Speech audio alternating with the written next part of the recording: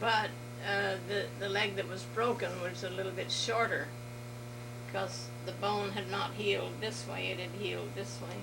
Yeah. And so that made her leg, so she had a limp all her life, but she seemed very happy and And 18 foals. had That was 18 babies. beautiful babies. Yeah. She had a Soreka. So, Yeah. was she the The mother? little old mare you saw down there. That was the mother. One of her offspring. That was her mama. Oh. Then Mona Lisa kicked the tractor and broke that leg. And then Crown Via had a colt named Saran by Serene, and we sold him to the Joe Lynn Ranch. And he broke one of his front feet, and they took him to Davis, and he's 4 years old, I think, and he walked with a limp, and they said, well, he's not serviceably sound, and they had a $5,000 insurance policy on him, and so they destroyed him to collect the insurance instead of keeping him as a valuable breeding sire. He could breed with a broken foot, couldn't he? Well, Or could he walk? Or he got limp? around. He got around. He did. It wasn't broken anymore. It had healed, but he had a limp. Right. So you couldn't really ride him or show him. You couldn't ride him, but they could use him for breeding. Sure. And then we had another son named Sir Grandy, who did the same thing. Broke his front foot. Okay. One of them. So which one was it? He broke the left.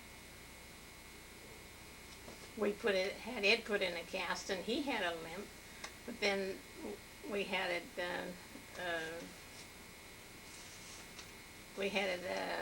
cast, and it healed enough.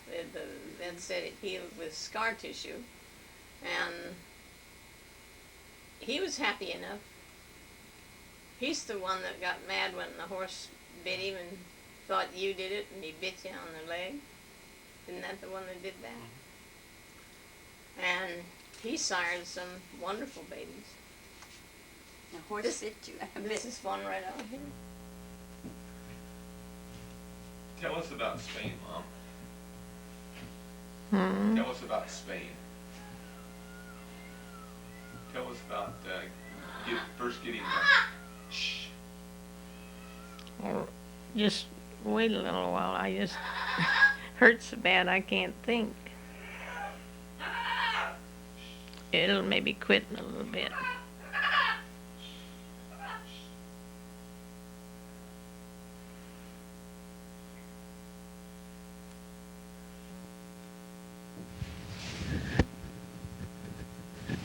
Talk about your arrival in Spain, how you got there by boat. Shall I talk about from the time we left California? Went from California to New York on the train, and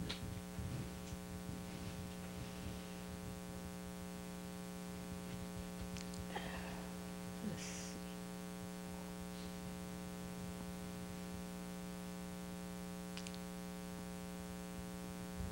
In the latter part of 1930, Jim Draper and I had been married in May of 1930. We both worked for the same company, the California Spray Chemical Company. The manager and owner of that was Mr. Ellerslie Edgar Luther. And the chief chemist was a man by the name of William H. Bulk. And the company was expanding, and they had a very good product that was better than anything else on the market for the control of scale on citrus fruit. And they wanted someone to go to Spain and introduce this product in the citrus areas in Spain. And because I had studied Spanish in school and spoke a small amount of Spanish, they decided that we should be the ones to go. And with my knowledge of Spanish, we could both learn Spanish pretty well by the time we got to Spain. So all the arrangements were made, and we left Berkeley, California. No, we left from Oakland, California, on the train, and went to New York by train. And passage had been booked on the Bremen, Bremen, of one of the nice liners of the time. And a company representative was to help us take the right route to get from the hotel to the boat. We had everything all organized, and who was to carry the bags, and we were taking very little with us, which was the advice of the management of the company, and they wanted us to buy what we needed over there. And in the process of getting from the hotel to the train, we went by elevated railway. And This is in New York. this was in New York City. And George Huntsman was his name, said, this is your train. And so he had 2 of our bags, and Jim had 2. And Jim and I got on the train, and then just as we got on, he said, oh, no, that's not your train. But the door closed and we were on. So we decided the best thing to do was just go on ahead, and we figured that he'd come to where the boat was docked, hopefully. And so we went on ahead, and we asked the porter if this was the right train to go to the dock where the Bremen was docked, and he said yes, it was. And so we just stayed on there, and when we got to the right place, we got off, and then stood and waited and hoped that George and his wife would arrive with the other 2 bags. And I guess it was 5 minutes before the boat was due to sail why they arrived. We got our bags and got on the boat, and that was the beginning of a beautiful ocean voyage. It was in January when weather should have been bad, but we had just perfect weather. The ocean was just like glass. It was so smooth, and no storms of any kind. We had a beautiful... No icebergs. No icebergs. No. And we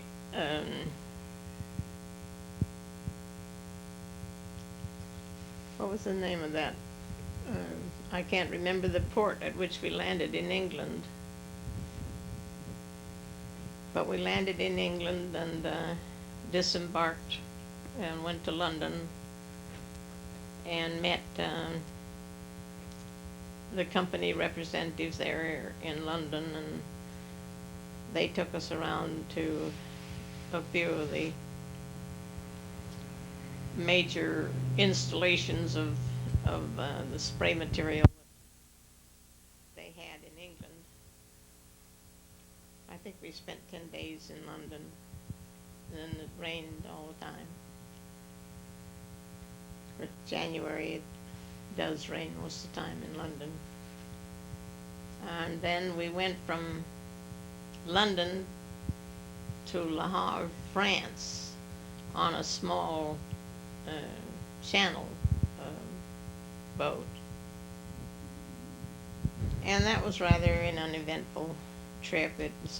We were warned that it could be very rough, but it was not. And then we went to Paris and met the company representatives in Paris, and also the manager of the company that we were to work with in Spain. His name was Manuel Busquets. He had large newspaper holdings in France and Spain. And we spent a couple of weeks in Paris and then went on to Spain by train. And this was during the time when they were having their problems with overthrowing the monarchy. And we arrived there a week or so after they had overthrown the monarchy, and they had a republic sort of government, and they had accomplished all of this with no bloodshed. When we arrived there, it was just seemed like a normal city. We went to Valencia, and there didn't seem to be any strife of any kind. Everything seemed to be orderly. And so during the time that we were there was between the time when the monarchy was overthrown and then the Civil War started shortly after we left.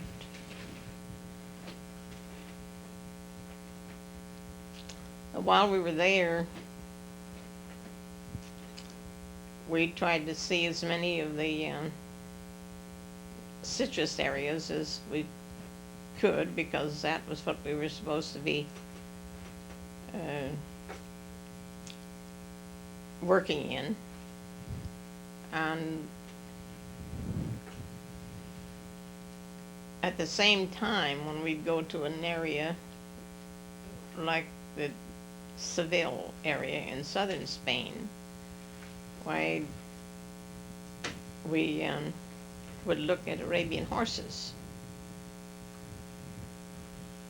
And this was in 1932 May of 1932 that we went to Seville. And Jim set up dealerships for our materials in each one of these locations, and then on our free time, why we'd go look at Arabian horses. And we found these horses at the ranch of the Marqués de Domecq. And the royalty was all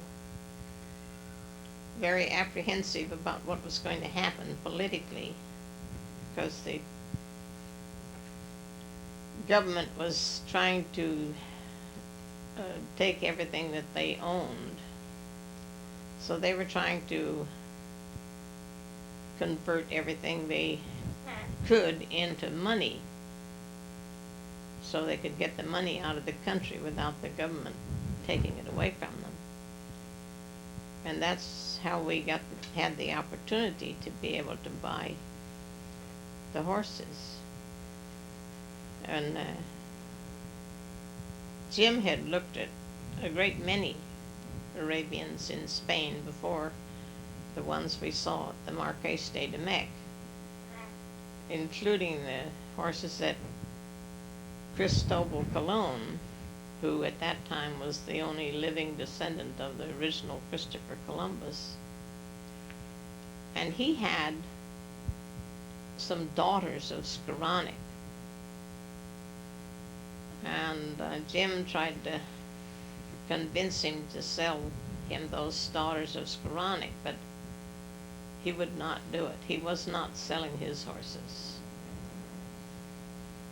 Unfortunately, when the war came, his horses were all taken away from him and he was murdered, and it was a very sad ending. But the Marquis de Demec apparently fared a little better. He still has his farm is still being operated as a Arabian horse breeding farm.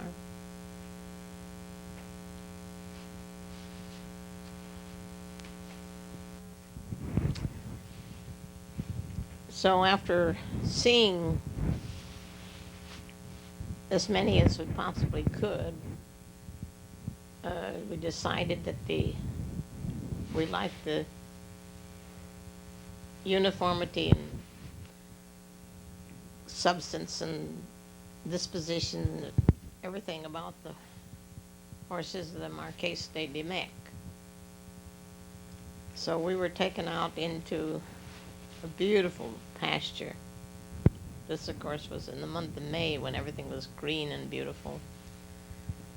And there must have been 50 mares in that pasture. And each mare had a collar on, wide leather collar, and her name was on it. At that time, they did not register their horses by number.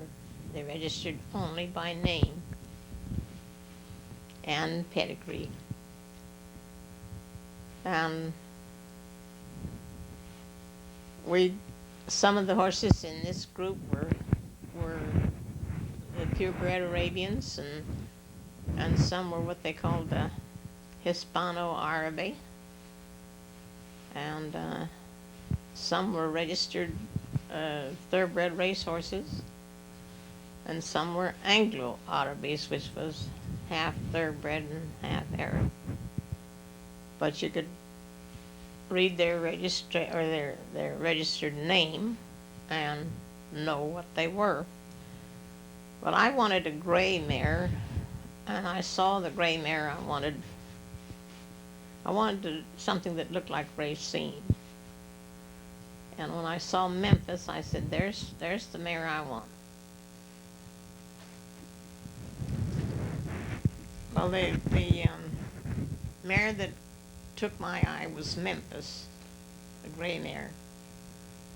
And it was because she looked like Racine, and in my eye, an Arab horse had to look like Racine.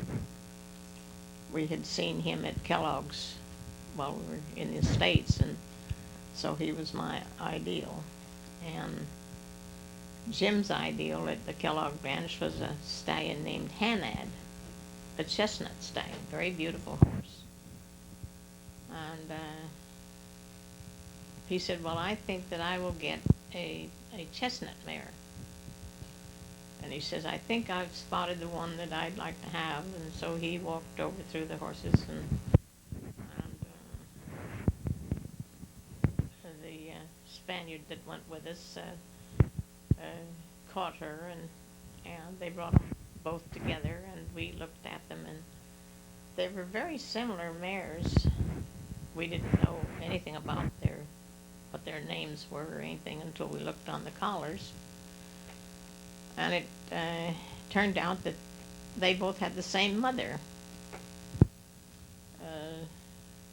Mecca, the chestnut mare, was sired by a stallion named Ursus, which was a government state stud, and he was one of their most valued Arabian stallions. And the sire of Memphis was a horse named Egypto. We would Egipto. They pronounced that Egypto. And he was a son of Juan Deek.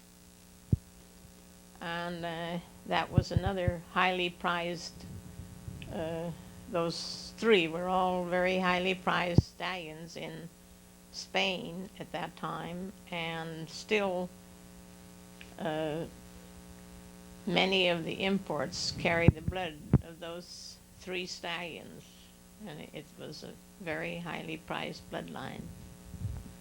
The story about Juan Beek is interesting because the Spanish government had sent a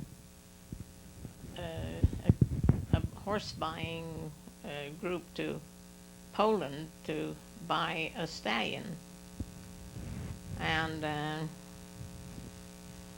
they told about how they were shown these two stallions. One was Skowronek and one was Juan Beek.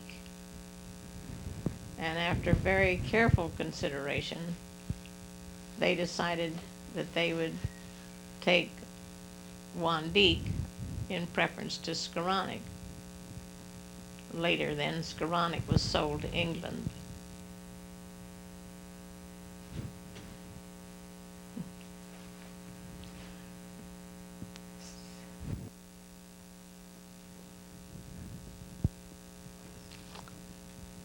Well, after deciding to buy these horses, why we then thought, well, we'd like to have a stallion. Each one of the mares had a filly by their side, and they were supposed to be bred back to foal the following year. But we decided that we'd like to have a stallion, so we went to look at their stallions, and they had a young horse there by the name of Harif, Jarif, a beautiful horse, and it turned out that he was a full brother to Mecca, the mare that Jim liked and had bought, and What'd you pay for the horses? a full brother of his was the national champion of Spain in 1930. What price did you pay for the horses? We didn't have to pay very much for them because they were wanting to get money and get it out of there, and so we got the horses for $1,000 apiece, and they were tickled to death to get the money because they were trying to dispose of their assets as quickly as they could, and they were just willing to. I think their prices were higher when we came there than what we finally paid, because I think they thought maybe we wouldn't be able to pay. I think that stallion Harif was $10,000,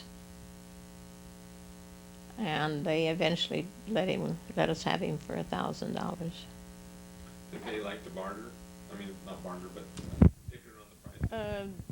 We didn't know to do that.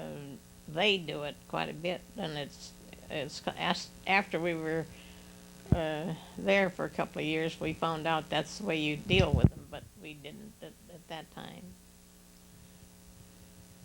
And so we finished the business tour in the Seville area and in the citrus area there, and then returned to Valencia. And we were traveling in a car. We had a chauffeur in a car, and when we got home,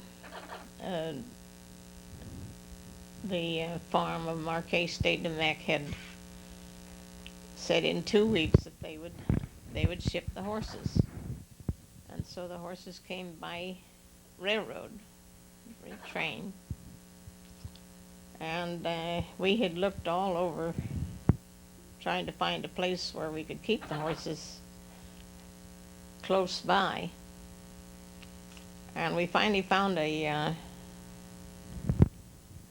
out of Valencia, a short distance, a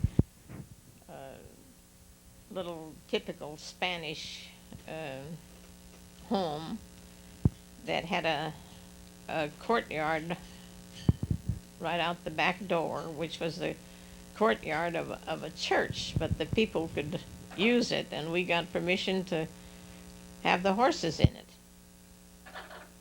and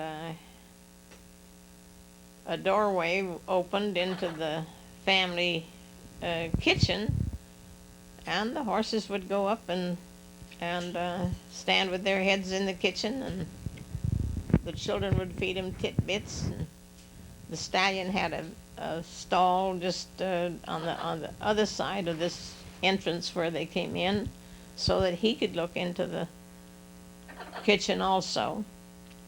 And they lived in the house practically with the Spanish family. They How many, did you live with the Spanish family? No, we lived in an apartment in Valencia, Spain, and see, we lived in well, the apartment was on the Marqués de la Turia, and we lived on the third floor of the apartment. Was it furnished? No, we had to buy all of our furniture when we went there. There was no such thing as a furnished apartment. How much was the rent? I think it was $75 a month. I'm not positive, but it was not high. And how long did you live there? We lived there from, I think it was the middle of March 1931 until the end of December 1934. Is that where Emily was born? Edna Lee was born in our home. Did you go to the hospital? No, they didn't. You didn't go to the hospital. When you were going to have a baby, you got a doctor, and the doctor would order I guess you'd call it a birthing kit from a hospital, and they'd bring you this large box of all sterilized equipment, which was supposed to be anything necessary to deliver a baby. And then we had hired a nurse from Switzerland.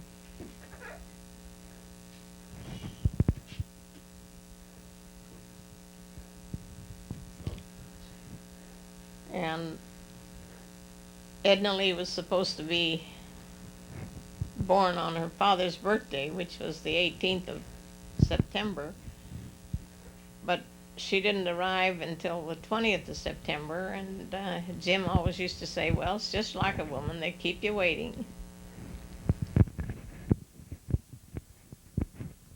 She was born the same year we bought the horses, 1932.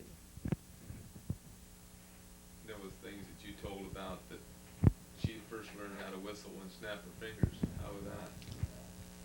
Well, the Spanish people have it when they go to look at the baby, they'll stand over the crib and they'll snap their fingers, or they'll whistle lightly, and she was not even sitting up yet when she started in whistling and snapping her fingers. Somebody'd come in and look down at her and snap their fingers, and she'd snap her fingers back at them.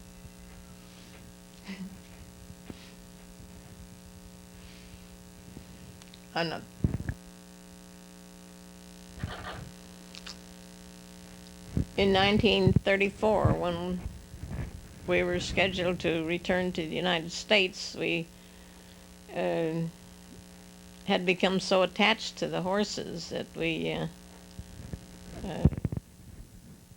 couldn't think of leaving them over there, so we tried to find out what we could do to bring them to the United States. Because in the meantime,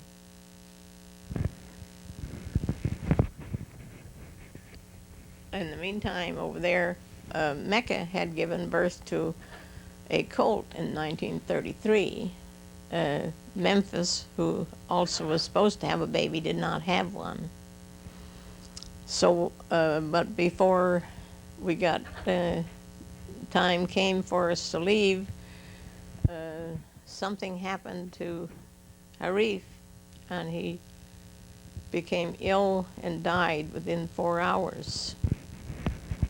And the Spanish people said, well, that was done, government officials did that because they didn't want that horse to leave here, and they'd rather see him dead than for somebody to take him out of the country.